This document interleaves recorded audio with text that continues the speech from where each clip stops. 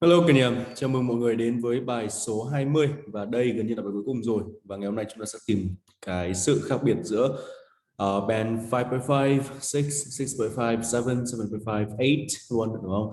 5.5 này, 6 này, 6.5 này, 7 này, 7.5 này, 8 này. Và of course, nếu mọi người muốn đọc các bài được 8.5 thì tẹo nữa mình sẽ gửi cho mọi người. Alright. Không phải là gửi đâu mà thực ra mình đã có một cái file mà mình tổng hợp những cái bài mà mình viết gần đây. Thậm chí còn sau luôn cả những cái lần mà mình thi được 8.5, những cái bài này chắc chắn ngang cơ, thậm chí còn hơn cả cơ của những cái bài ở trong phòng thi của mình được 8.5 cơ. Thành ra là mọi người đọc các bài đấy thì chắc chắn là kiểu chất như nước cất đúng không?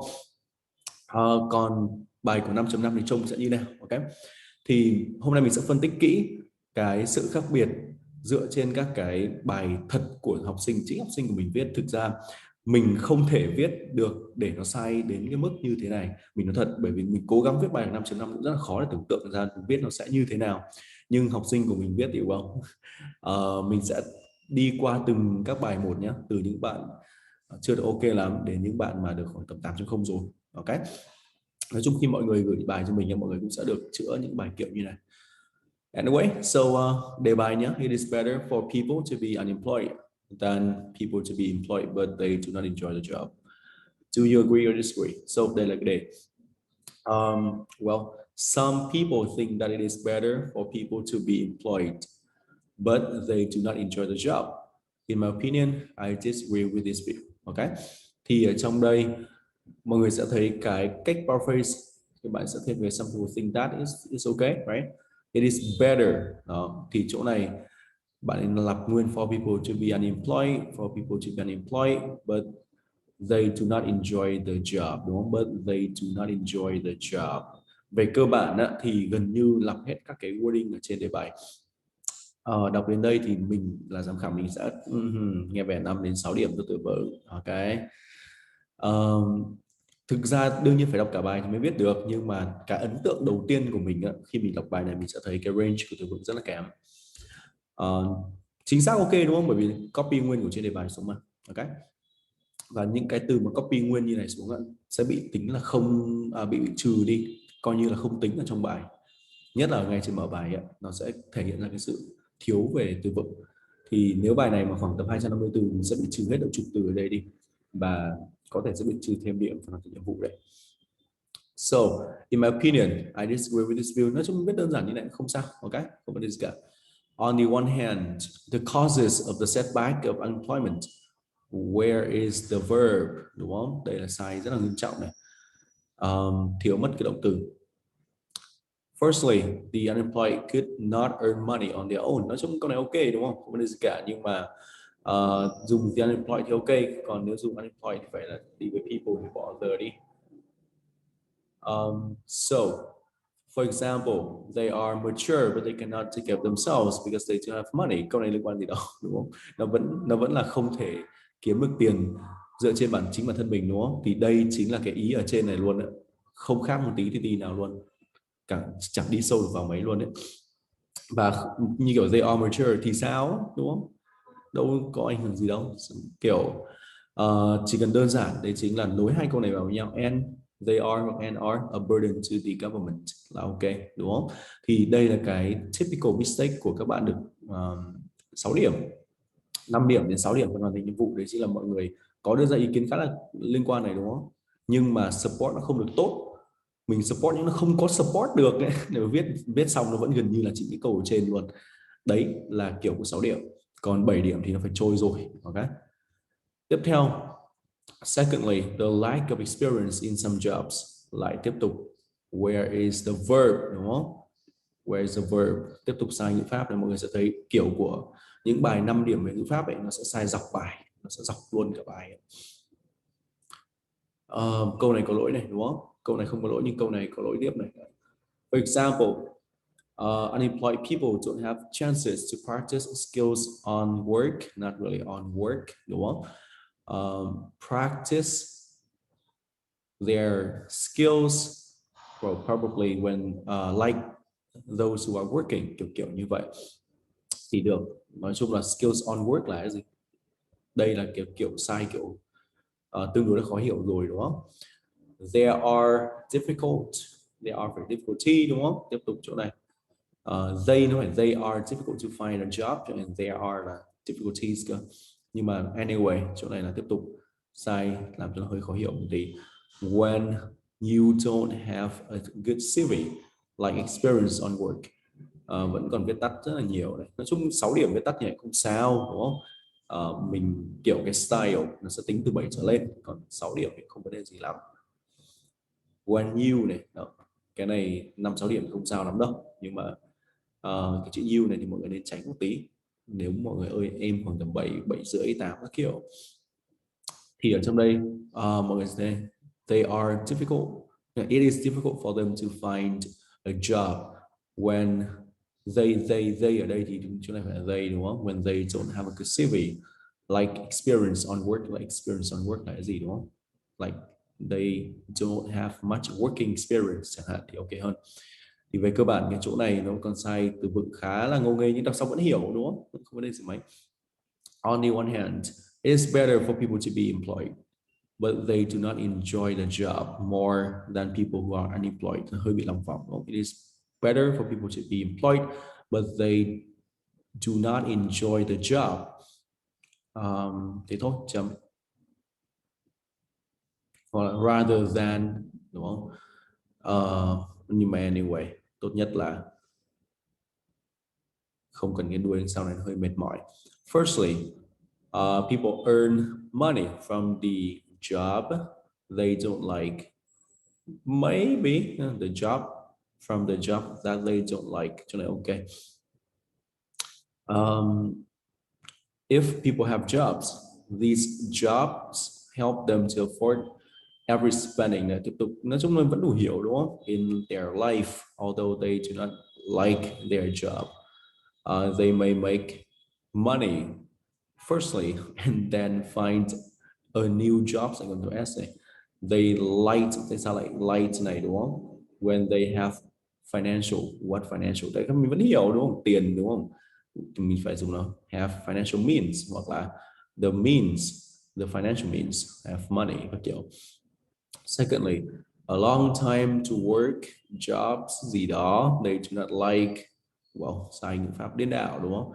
So they will have experience in these jobs and write in their CV. Well, hơi khó hiểu một tí nhé. Đại khái là mình hiểu là có experience, dù có làm cái công việc không thích nhưng mà có experience thì vẫn viết được trong CV. There are better chances than unemployed people. Not really. They have, đúng không? They have better chances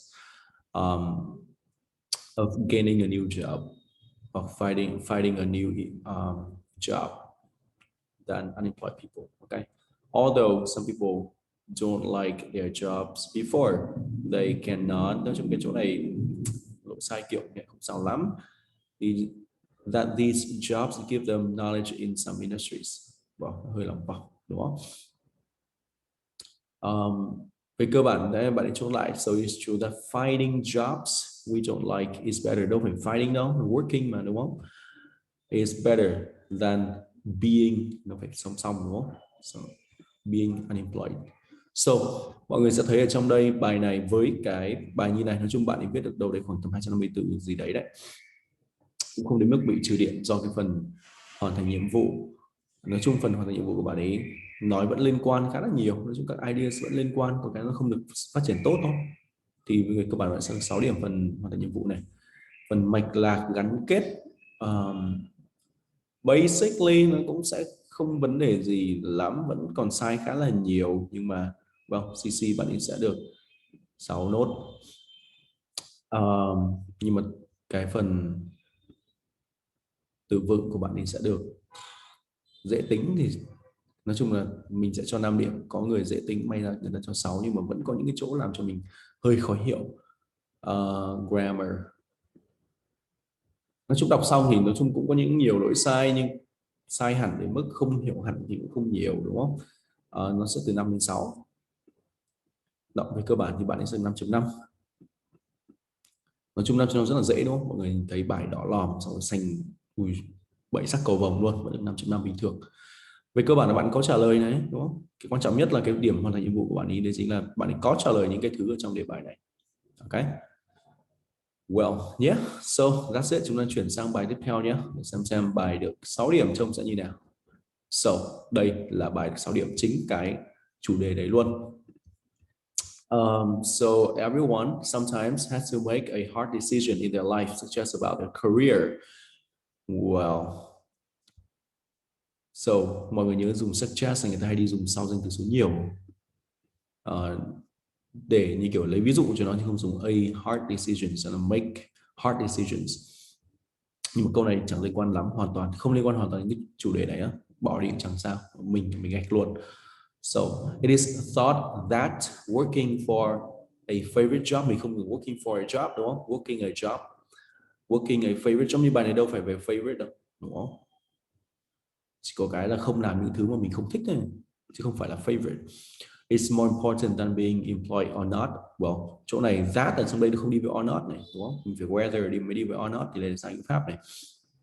Thêm vào đấy, cái mình đang so sánh giữa cái việc là employed, being employed nhưng mà không enjoy the job đúng không? Trong đây bạn ấy lại nói về cái việc là enjoy the job này, enjoying the job này, và being employed nó đang so sánh về cái việc là gì đây?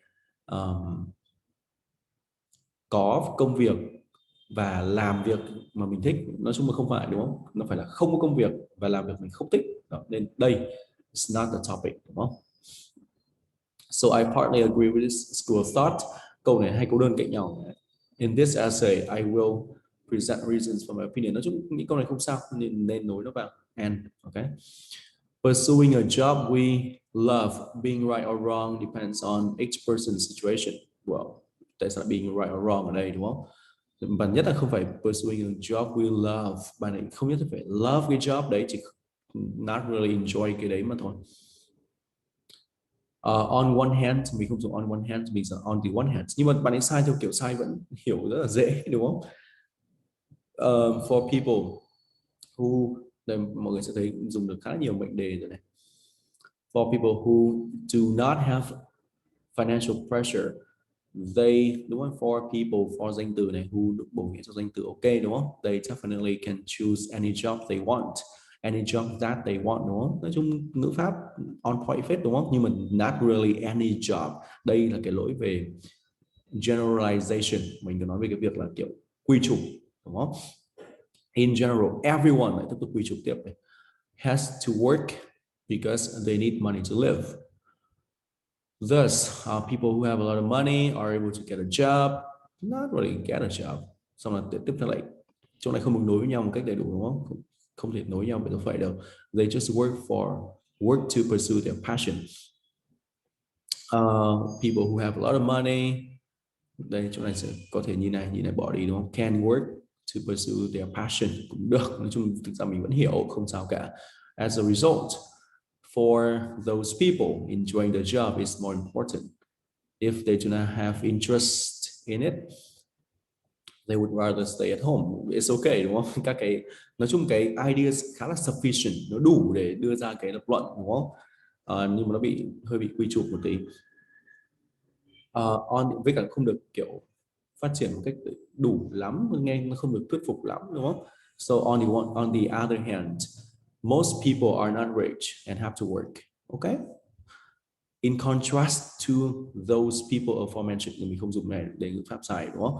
In contrast to rich people, hoặc là in contrast to wealthy people, well-off people, hoặc to the people mentioned above, hoặc to the aforementioned people. Rất là nhiều cách nhưng bạn ấy bị dùng sai ngữ pháp đây.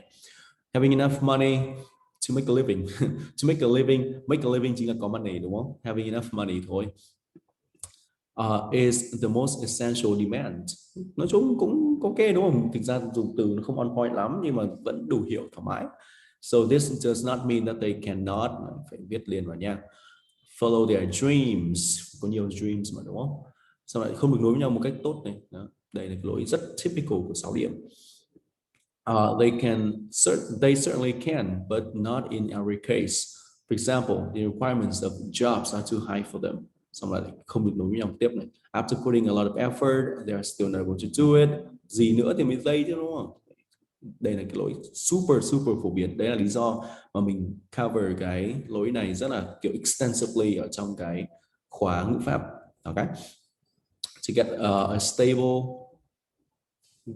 Đâu bài này nó liên quan đến về cái stable đâu đúng không? Bài này liên quan đến desirable job. Instead of running after fantasies, people should prioritize, not really running after, đúng không? Living in fantasies hoặc là pursuing. People should prioritize earning money to maintain their lives, especially if they are the breadwinners in the home. Breadwinners, nói chung vẫn đủ hiểu, nói chung sai nhiều nhưng vẫn đủ hiểu. Unless they do this action, what they do this là đủ rồi đúng không? They will become social burdens, that become a burden, who are lived by, mình đâu có thể dùng who are lived này đâu, sai pháp đúng không? Who depend on societies and their families, kiểu như vậy. So furthermore, it is not fair for two people who work, who strive to make a living while those people do nothing. Ok, nói chung là hơi lòng vòng một tí đúng không? Nhưng mà vẫn ok. Đây là kiểu của 6 điểm. For the reasons mentioned above, one can arrive at the conclusion that most people have to be employed despite the fact that they enjoy it or not. Chứ không phải despite nhớ, despite whether they enjoy it or not thì đúng hơn. Anyway, in conclusion, choosing a job depends on their financial condition. Well, nó hơi bị lòng vòng. For the rich, enjoying the job is more important, but for most people, being employed is the most vital. Hơi lằng nhằng, đúng không? Nói chung cái đoạn cuối này kết lại nó không giống như những gì bạn nói trên đây mấy. Về cơ bản bạn ấy có nói về for the rich, enjoying the job, nói chung là unclear, mình không thấy clear lắm. Choosing a job depends on their financial condition. For the rich, for people, being employed is the most vital. Hình như bài đầu thực ra cái câu đầu tiên của bạn ấy không giống như này lắm. Đây là hình như là trong lớp các bạn ấy có sửa lại rồi thì phải. Lúc đấy bạn ấy nói về cái này thôi. Choosing a job cái gì đó mình không nhớ lắm, nhưng mà đại khái cái kết bài của bạn rất unclear. Đây là sửa lại rồi. Nhưng mà anyway, cái phần hoàn thành nhiệm vụ của bạn ấy sẽ được 6 điểm. Phần mạch lạc gắn kết cũng sẽ được 6 điểm. Phần từ vựng cũng sẽ được 6 điểm. Và phần grammar cũng sẽ được 6 điểm. So, mọi người sẽ thấy trong đây grammar sai rất nhiều đúng không? Quên không nối các kiểu nhưng mà nó rất là dễ hiểu, ok? Không có một cái chút vấn đề gì với cả phần này cả. Từ vựng thì có những từ vẫn ok đúng không? Pursue their passion này tương đối là uncommon này đúng không? Financial pressure này, depends on này, xong rồi có school of thought này, hay là rather, would rather do something đúng không? Nói chung cũng ok, nhiều từ khá là hay á. Essential demand này, follow their dream này, fantasies này. Đó, thì lấy là lý do bạn ấy được 6 điểm. Và mạch lạc gắn kết thì cũng như bạn lần trước thôi, bạn sẽ được 6 điểm. Trả lời thì bạn ấy nói chung ideas của bạn ok đúng không? Có liên quan, trả lời cho đề bài. Hơi hay như kiểu là kiểu generalize một tí thôi. Nhưng mà nếu mà bạn kết luận được như này nhá, thì thậm chí điểm chỗ này của bạn có thể được 7 điểm. Nhưng mà bài đầu tiên bạn đã viết thì nó không giống như này, hình như là sửa lại rồi. Thì chỗ này bạn sẽ được 7 điểm này. Bởi vì bạn ấy overgeneralize, nhưng mà các ideas thì vẫn khá là liên quan, không vấn đề gì cả. Ok, nên đây là lý do bài này được 6.0. Nói chung ấy, hai cái điểm này của mọi người là bao nhiêu? Thì tối đa mọi người thêm được 0,5, gần như không bao giờ hơn được cả. Nếu mà nền tảng của mình đang 6 điểm thì kể cả học IELTS, học các thứ thì tối đa lên 6.5. Trừ khi hai cái điểm này tăng lên thì mọi người mới lên được điểm cao hơn nữa không? Ok, còn không thì cái ideas mọi người sẽ thấy cứ lòng vòng. Ok, so chúng ta chuyển sang bài tiếp theo nha. Bài này sẽ được 6.5.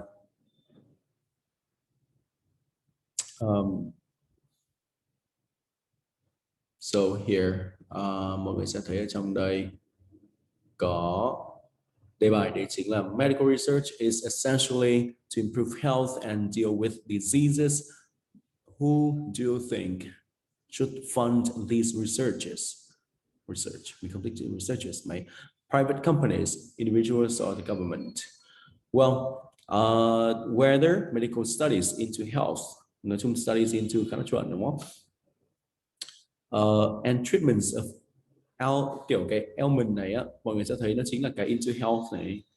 Thành ra cái này nó bị lặp này. Đây là cái kiểu show ra cái việc là cái control của mình về từ vựng nó vẫn chưa được ok lắm, hoặc là cái awareness của cái style cũng chưa được hoàn toàn ok. Should be sponsored. Sponsor nó chỉ dùng cho những cái ngữ cảnh như kiểu là ở trong marketing thôi. Đây mình có comment ở đây này. Cái chỗ này có thể dùng subsidize này, funded này, paid for này, by private enterprises. Nói chung mọi người sẽ thấy có những từ vựng khá là uncommon rồi đúng không? Nhưng mà không phải từ vựng to quá đâu nhé. Trông như này được gọi là uncommon đấy. Individuals or governments. Nói chung cái chữ này mọi người nhớ là the thì không có s, còn có s rồi thì không có the. Ok. Cũng có trường hợp có the và có s nhưng mà ít, được không? Như kiểu mình nhắc đến một vài cái local governments đằng trước, xong mình dùng the hoặc là the governments thì được, nhưng mà hiếm khi mình dùng cái đấy. Has này, been topic of interest, whether cái gì đó has been khá là ok. Right. Okay, so tiếp theo bạn ấy dùng một cái câu đấy chính là I contend that. Well, cái chữ content này thực ra mọi người dùng được thôi, nhưng mà nó hơi bị quá đà. Thực ra content, believe với cả think nó cũng chẳng khác gì nhau. Mình chẳng bao dùng từ này, mình toàn dùng believe với cả think thôi. Say, so I would say that. Mình sẽ dùng những cái từ mà làm cho nó mượt đó, nó tự nhiên theo kiểu bọn bản xứ nó sẽ đọc á, chứ còn content này nghe hơi kiểu hổ báo quá. I contend that, đây thực ra đây chính là cái việc mà thể hiện ra là nó hơi quá đà, tức là từ vựng nó chưa được, nó chưa aware được cái sense của cái từ vựng á, nó sẽ làm cho cái từ vựng nó hơi bị paraphrase quá đà một tí. I contend that these should be financed by private firms and under the supervision of the authorities. Trong đây á, these thì nó là về cái research ở đây đúng không? These nào á thì phải dùng these, dùng such research, như mình ở đây thì ok hơn này. Rất khó để có thể refer ngược đến chỗ này nếu dùng these ở đây.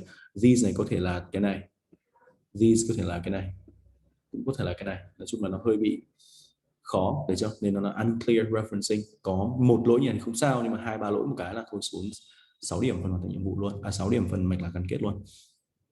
Mô tả 6 điểm này có một phần đấy là referencing may not always be clear. Well, 6 điểm.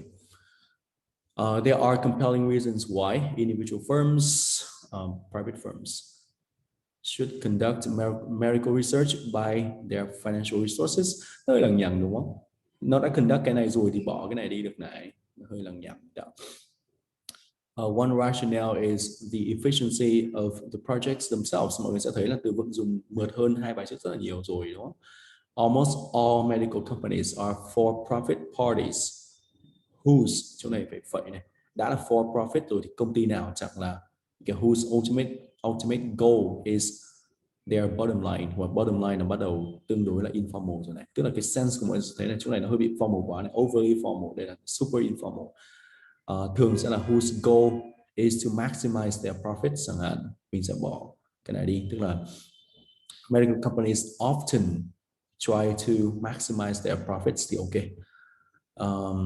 Those institutions therefore could make the most of the cutting edge technologies and expertise of outstanding scholars to produce. Hơi lằng nhằng đúng không? Cutting edge technologies có phải cái nào cũng có đâu.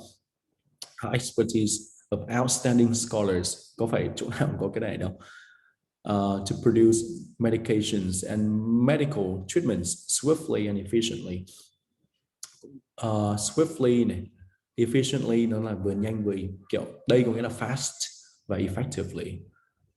Swiftly là nhanh, đây cũng có nghĩa nhanh rồi. Đấy là cái sự khác biệt giữa 8 điểm, 7 điểm, thậm chí có thể bị 6 điểm nếu mà cứ sai nhiều lần như này. Thực ra là nhiều lần rồi đúng không? Này, treatment này, xong lại swiftly này, xong bottom line này, đây là những cái làm cho mất điểm rất là nhanh rồi này. Chỗ này conduct medical research, đương nhiên phải bài cái đấy rồi chứ chẳng lấy tiền của chính phủ làm mà, đúng không? So this is reinforced by the fact that, mọi người sẽ thấy từ vựng dùng nhiều chỗ khá là mượt rồi đúng không? The funds phải có S này, funds này danh từ luôn có S này, required for these researchers, including countless trial and error experiments, chẳng liên quan gì đúng không? Những cái gì đấy, trial and error experiments theo kiểu cứ làm đi rồi đúng, is exorbitant. Ok, chỗ này nên dùng R nha, tại vì đây là funds mà. So such financial burden exceeds the budget of any mediocre individuals. Mediocre individuals là individuals, so mediocre đó là những cái thứ rất tầm thường, không phải là bình thường mà là tầm thường. Ok, nên well, không hay lắm đúng không? Could lead to a deficit in the national coffer. Coffer thường là squares này, coffers. Nhưng mà anyway, mọi người sẽ thấy ở trong đây thì chỉ là lỗi về từ vựng nó hơi bị nhiều, mặc dù dùng nhiều những từ như kiểu cutting edge technologies, expertise, outstanding scholars, rất là nhiều những cái từ theo kiểu uncommon, nhưng mà nó vẫn còn rất nhiều sạn đúng không? Đây là kiểu 6 điểm, rất là muốn cho 6 điểm cái bài từ vựng của cái phần này, mặc dù có những chỗ đã khá là mượt đúng không, có những chỗ tương đối mượt nhưng không hoàn toàn mượt. Ok, so although firms are the most compatible sponsor, lại tiếp tục compatible sponsor, phù hợp nhất hả? For studies, well, thực ra chỗ này nên dùng là although private firms can gain the most and should conduct studies in the pharmaceutical field. Cái field này biết rồi mà. Vẫn hơi lằng nhằng đúng không? Sponsor tiếp này, vẫn sai này. Such studies should be under strict control of the government. Yeah, this one is good. Undoubtedly, if the aforementioned medical firms, nó ngay đây mà việc gì phải aforementioned đúng không? Mọi người sẽ thấy là dùng những từ mà tương đối là to nhưng mà nó cứ bị sai à. Medical firms succeed in manufacturing medical breakthroughs such as COVID-19 vaccine. Those for-profit companies, cần gì phải for-profit đâu đúng không? Those companies are inclined to manipulate the market and dictate prices to maximize their revenue, profits đúng không? Revenue nó là cái nguồn tiền vào thôi á, nó không phải là lợi nhuận. Without the restriction of the state. Yeah, không ok lắm. So here mọi người sẽ thấy nó vẫn tiếp tục từ vựng cũng khá là ok đúng không? Có cái nào dùng nó cứ bị lộn xộn nữa. This is worsened by the scenario where, scenario đi where, situation where, scenario where, example where, instance where, các kiểu. Such companies could finance illegal projects to develop biological weapons, okay? Or perilous infectious parasites. Thực ra cái này chính là một mà đúng không? Mọi người sẽ thấy từ vựng khá là to nhưng mà nó cứ bị lộn xộn à. The authorities as a result are accountable for surveillance towards such companies and projects to ensure that they are solely for the betterment of humans being. They are for thôi, the betterment of humans being. Thực ra nó phải là humans phải ở ngoài này cơ, không thì humans well-being. So I opine that, mọi người sẽ thấy nhiều người rất thích dùng những cái này. Tại sao phải I opine that này, hoặc là I contend that, mình cứ I believe that, I think that cho nó nhanh. Studies in pharmaceutical fields, the pharmaceutical field, làm có nhiều cái ngành này đâu, should be financially subsidized. Mọi người sẽ thấy bị lặp từ này, sponsored. Đây là thể hiện ra cái range không tốt, không bao giờ được 8 điểm, never, bị lặp như này. By private companies and under the surveillance of the government. Cũng không hẳn là surveillance nó là kiểu sao nhỉ, control thì ok, hoặc là restrictions thì ok. Surveillance thì kiểu put cái camera ở đấy xong là soi người ta ấy, không ok lắm. So anyway, với cái bài này thì điểm nó sẽ như sau. Mình sẽ cho 7 điểm cho phần hoàn thành nhiệm vụ, nói chung các thứ cũng khá liên quan, các ideas được giải thích ok, thậm chí có thể được 8 điểm. CC thì chỗ này mình sẽ cho 6 đến 7. Thực ra ấy, vấn đề rất là lớn đấy chính là referencing. những cái thứ mà reference không tốt, mình bảo là một lần thì không sao, trong đây bạn ấy sai đến 2-3 lần liền này. Thì 6 điểm gần như là chắc chắn luôn, gần như ai cho 6 điểm. Ai dễ tính thì có thể cho 7. So 7 điểm thì từ vựng dùng ok đúng không, đủ rộng, khá là rộng, nhưng mà thực ra 3 lần sponsor này cũng không rộng đến 8, nhưng mà cũng tương đối rộng với cả 7 điểm, nhưng mà không precise mấy đúng không. May mà nó còn đúng được nhiều hơn một chút, đấy không có mình cho 6 điểm. Ở trong đây từ vựng thì vẫn còn tương đối nhiều lỗi ngữ pháp này, lỗi ngữ pháp này đúng không, nó chưa đủ số lượng error free sentences để được 8 điểm. 3-4 lỗi vẫn hơi nhiều quá, nhiều hơn 3-4 lỗi nhiều chứ đúng không. 1 này, 2 này, 3 này, 4 này, 5 lỗi, 5-6 lỗi gì đấy trong bài, thì thành ra tối đa sẽ là 7 điểm. Nói chung bài này mình nghĩ là 6.5 thì nó hơi quá tay, nhưng mà mình nghĩ là tối đa chỉ được 7 điểm thôi. Ok. Mặc dù từ vựng dùng rất là khủng đúng không, nhưng mà mọi người nhớ đấy chính là phải dùng chính xác cơ, khủng không quan trọng. Khủng. Sau chúng ta chuyển sang bài tiếp theo. Bài này thì sẽ được 7 hay 7.5? Bài này hình như là được 7.5. Ok, chúng ta xem bài 7.5 trông sẽ như nào nhé. Rồi, here thereby some parents buy their children a large number of toys to play with, to the advantages for the child of having a large number of toys outweigh the disadvantages. Thì trong đây có những, tức là từ vựng dùng tốt rồi, nói chung bài này dùng từ vựng khá là tốt, có cái là nó vẫn có những đoạn rất là thừa thãi. So it is normally recognized that, và bây giờ thực ra mình chỉ cần dùng đơn giản it is observed that. Ok, thì nó sẽ recognize. Tại sao dùng recognize vào đây? Recognize đâu có nghĩa ở trong đoạn này đâu. Children are extremely content when receiving toys. Mình chỉ cần dùng là children are often very happy when receiving toys.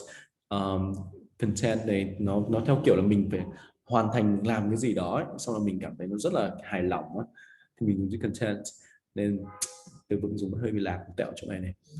These days, some parents have spoiled their children by purchasing several toys for them to play with. Tại sao several? Đúng không? Toys or many toys for them to play with. While there are admittedly certain advantages attached with this phenomenon, I would argue that its advantages are more pronounced. Đấy cũng ok, khá là mượt hơn bài trước, khá là nhiều. On the one hand, the benefits of buying children with many toys are evident in today's fast-paced world. The majority of parents fail to spend sufficient time with their offspring. Okay, since they are too occupied with their work, which potentially leads to the deterioration of the relationship between parents and children. Nói chung một câu khá là dài, nhiều mệnh đề và không sai. Nói chung là cái control về ngữ pháp thể hiện ra rất là rõ này, nhưng mà không cần viết dài như này đâu. Ok, câu này cũng chưa được coi là quá dài, nhưng mà nên hạn chế, vẫn hơi bị gì nhỉ, nhiều thứ cạnh nhau quá, mình không thật sự enjoy đọc cái đoạn vừa rồi. Thus, by buying children many toys, this relationship may be facilitated, not really facilitated, nên dùng là their relationship could be savored, có thể được cứu giúp hoặc là could become better. So, okay, given that children seem to always get immense satisfaction when receiving presents. And in addition to this, playing with toys is often advertised to be educational. Mọi người nhớ này, advertised to be. Is it really educational? Therefore, it can be deemed that the more playthings parents buy for children, the more educational their children would be. Well, basically, chỗ này nó chỉ là advertised to be thôi ạ. Nó đâu có educational thật đâu, đúng không? Mình đâu có chắc được không? Do đó tự nhiên đưa ra một cái lập luận, đưa ra một cái kết quả cho một cái lý do rất là yếu này. Thành ra cái chỗ này thường sẽ bị không bao giờ được 8 điểm. Nếu có lập luận kiểu như này thì không được 8 điểm cho cái phần hoàn thành nhiệm vụ. Ok. So tiếp nha. Regardless, I would contend that. Tiếp tục nói chung là các bạn ở khoảng tầm 7 rưỡi 8 thường chưa như kiểu là biết cách sử dụng từ vựng một cách thật sự tự nhiên, thật sự hiệu quả, thành ra là vẫn hay nhét chữ vào trong bài. So I would contend that the aforementioned benefits, nói chung bạn này thì refer chuẩn hơn bạn kia rất là nhiều. The aforementioned benefits pale in significance when compared to the drawbacks of offering children too many toys. Not really offering, đúng không? Giving children many toys, too many toys, providing children with too many toys. So the key problem here is that in lieu of là instead of, mọi người sẽ thấy có những từ là lạ rồi đúng không? Educationally assisting children as mentioned above. Toys could put children's creativity in jeopardy. Mọi người sẽ thấy đây là cái lập luận ở trên rất là yếu đúng không? Dựa trên lập luận yếu để có thể lập luận tiếp, mình nghe không hay tí nào luôn nè. Given the proliferation of computer chips that enable toys to move and make sounds, children are rendered passive observers, thereby failure to create their own world. Then chỗ này phải dùng hence, thereby nó phải đi với ing, còn hence nó mới đi với danh từ bình thường như này. So basically chỗ này not really, đúng không? Bọn trẻ con khi mà chúng nó nghịch các thứ chúng nó vẫn tưởng tượng ra cái world của chúng nó mà. Đâu nhất thiết phải là kiểu chúng nó thấy make sound rồi các thứ thì chúng nó không passive, chúng nó trở thành passive observers đâu. Như kiểu xem TV á thì mới là passive observers, còn chơi cái đấy chúng nó vẫn ngó nghiêng chúng nó nhìn nghịch các kiểu mà, đúng không? Mọi người đã bao giờ nhìn thấy có đứa trẻ con nó như kiểu tạo một cái thế giới toàn như kiểu dinosaurs các thứ đặt tên các thứ chưa? Nó vẫn có các cái, chúng nó vẫn create their own world, đúng không? Nên cái lập luận này yếu, dựa trên cái lập luận rất yếu ở trên.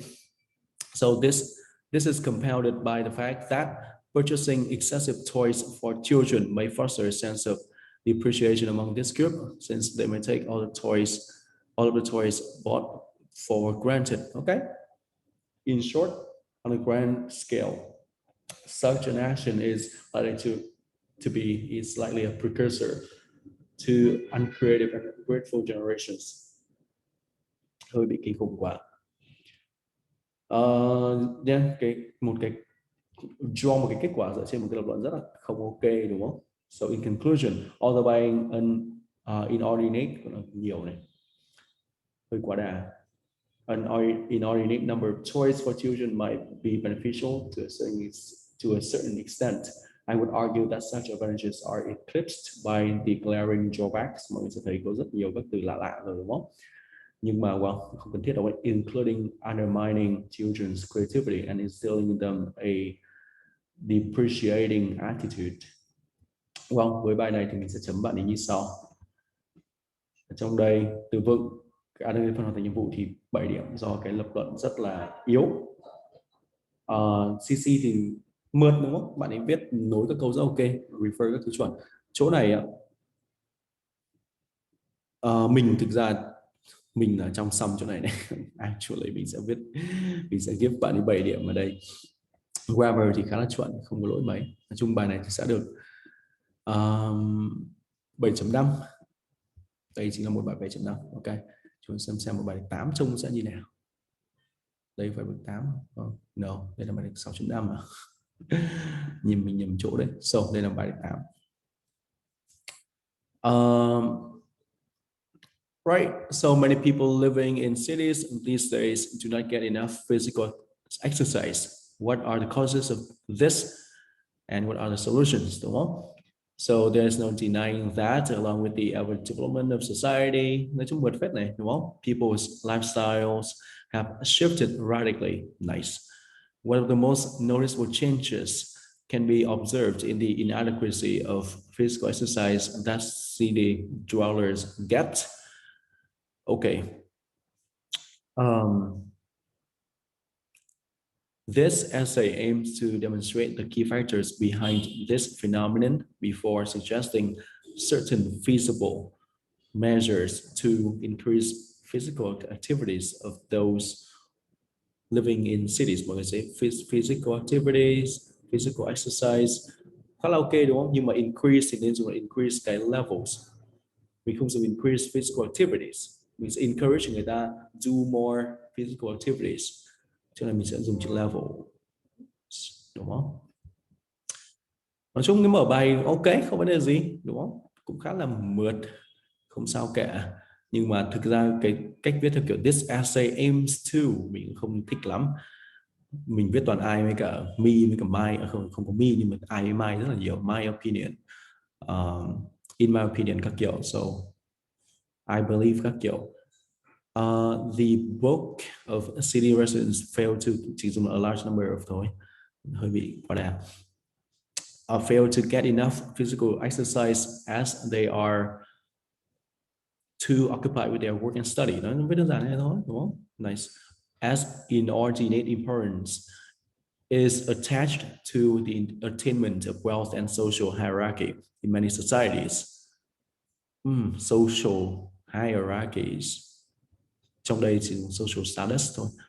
Dùng dùng cái social hierarchy, nó là cái như này, cái tự tháp á. Attainment of wealth thì nó là cái status của mình ở trong cái hierarchy, chứ không phải là cái social hierarchy. Attainment of wealth and social hierarchy, not really. In many societies, most adults, why adults, right? Chỗ này most adults có phải ai như này đâu, đúng không? Mình dùng working adults nó rõ hơn. Are spending most of their time at workplaces, okay? Likewise, children are forced to attend cram classes after school on the premise that, not really, like what, in order to obtain a sterling academic transcript. Well, chỗ này sterling chẳng cần đâu đấy, chỉ cần good thôi. Therefore, those individuals have little or even no room for physical exercise. Okay, nói chung cũng được, không vấn đề gì, đúng không? Mình sẽ nối hai câu này vào với nhau thôi, thì nó sẽ làm cho cái đoạn này nó mượt hơn và từ vựng nó ok hơn. Leading to them downplaying, why downplay, but leading them to downplay thì được, the importance of exercising adequately. So added to this is a lack of sports facilities. Cũng đúng đúng không? So this can be seen in many metropolises where local authorities are seemingly indifferent, nó theo kiểu là mình vô tâm á, đúng hơn, không phải là vô tâm với investment, đúng không? Mình chỉ là người ta chú ý rất là ít đến, pay scant attention to cái gì đó, providing more sports facilities in public places, which may deter the residents from taking part in physical activities. Cũng được, nhưng mà mình dùng so residents in those areas as refer đến trên, đọc nó mượt hơn. May struggle to find a place to do exercise. Mọi người sẽ thấy từ vựng của mình dùng nó nhẹ nhàng hơn, dễ đọc hơn, đúng không? Đấy là khác biệt giữa 8 điểm, 8 điểm rưỡi, 9 điểm với cả 7 điểm, 7 điểm rưỡi cho phần từ vựng, 7 điểm. So, in order to encourage city residents to be more physically active, several steps should be taken. One of these is that, nói chung mượt mà đúng không? Không vấn đề gì lắm. The government should allocate more funding to mounting more campaigns which educate people about dire health repercussions attached with a sedentary lifestyle. Chỗ này mình sẽ dùng stemming from, nó sẽ hay hơn này. Once they are well cognizant of the potential health risks. Cognizant có nghĩa là kiểu dùng chữ aware đó, mình cũng có dạy từ này rồi đúng không? They will be more likely to spend at least a little amount of time doing exercise despite their hectic schedules. Okay. Such an initiative should be implemented in tandem with, đi kèm với, nói chung từ vựng dùng bài này mượt hơn hẳn bài trước. With the addition of more sports facilities in public places, which may encourage, mình sẽ dùng là enabling more people to get more exercise. So which may encourage people to eschew a sedentary lifestyle in favor of a more creative one. Chỗ này bạn ấy chắc là cố gắng ghép cái chữ eschew vào trong đây để cho nó nghe về học thuật hơn, nhưng mà thực ra không cần thiết, được chưa? Mình nói rồi, đừng bao giờ thay cái chữ enable này, allow này, help của mình đi, được chưa? Đừng cái mượt nhất luôn. So this two-pronged measure, đây là kiểu hai, như kiểu cái gì nhỉ, cái dĩa, cái kìm hai chiều đấy, measure would go a long way in encouraging city residents to get more physical activities. Encouraging này vẫn hơi bị lặp tí, nhưng không sao, mình nghĩ bài này ok, không vấn đề gì lắm. So in conclusion, hectic schedules and insufficient sport facilities give rise to cái này cái kia, hơi quá đà nhỉ. Mình sẽ dùng city dwellers busy schedules and cái này insufficient sports facilities give rise to cái này cái kia. Rồi, viable solutions for this would involve the provision of more sports facilities, là hết này, and intensifying raising awareness campaigns. Awareness raising thì đúng hơn.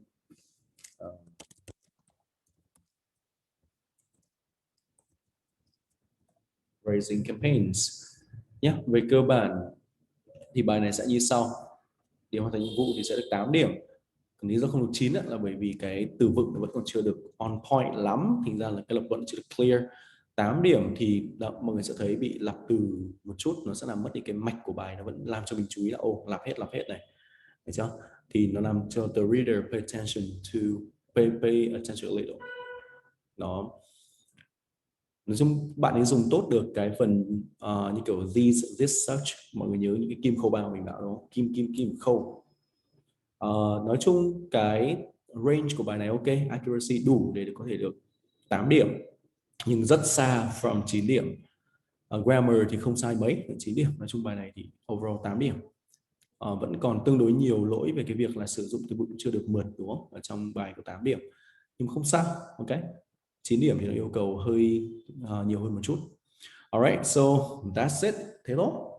Đây là sự khác biệt giữa 5.5, 6, 6.5, 7, 7.5, 8. Hình như thiếu mất một bài 7, nhưng mà anyway, 7 điểm thì nó cũng tựa như bài 7.5 vừa rồi á.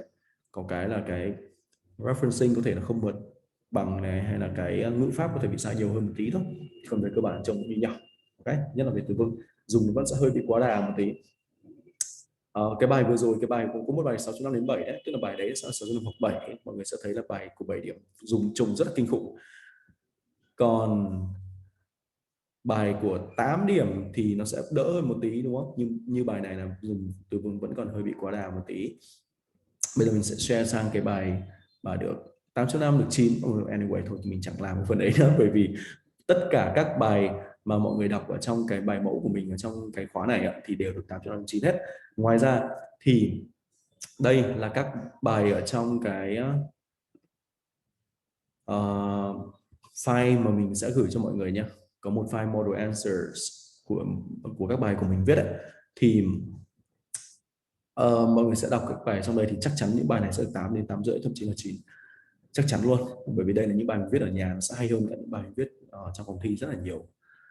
So anyway, mọi người sẽ tìm cái file này ở cuối của cái khóa luôn đấy.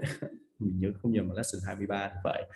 Thì mọi người có thể đọc với các bài mẫu mà gần đây mình mới viết, thì nó sẽ giúp mọi người có thể có được cái nhìn rõ hơn về cái việc dùng từ vựng như nào để được 8, 8 rưỡi, 9 cho phần writing.